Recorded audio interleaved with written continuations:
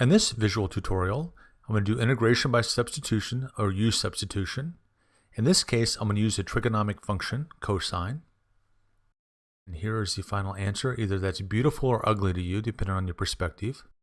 Notice there's a relationship between x squared and x cubed plus 1.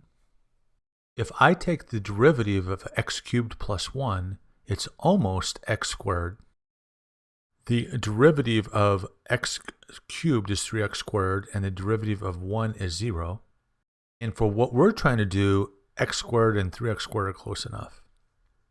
Now let me show you how to do u substitution. I'm going to let u equal to x cubed plus 1.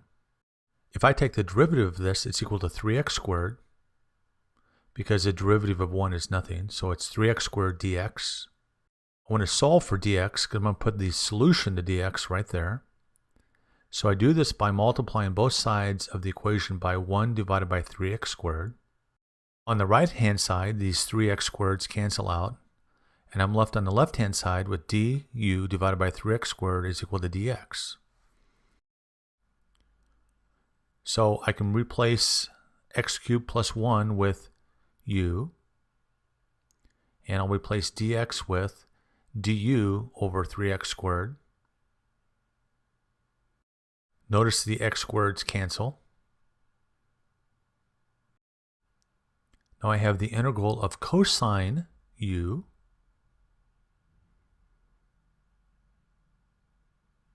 du divided by 3.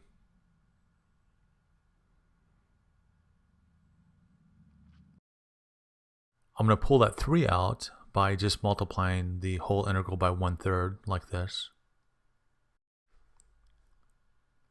Now I have 1/3 times the integral of cosine u du.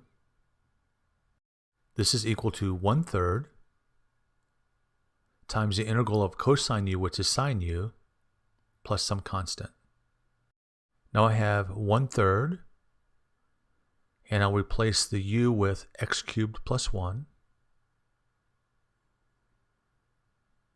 like this, plus c, and that's my answer. You should always check your answer of an integration by taking the derivative of it. So I'll take the derivative of this right here. So now I just pull down to 1/3. I use the chain rule, so I take the derivative of the whole thing, and then I take the derivative of the inside.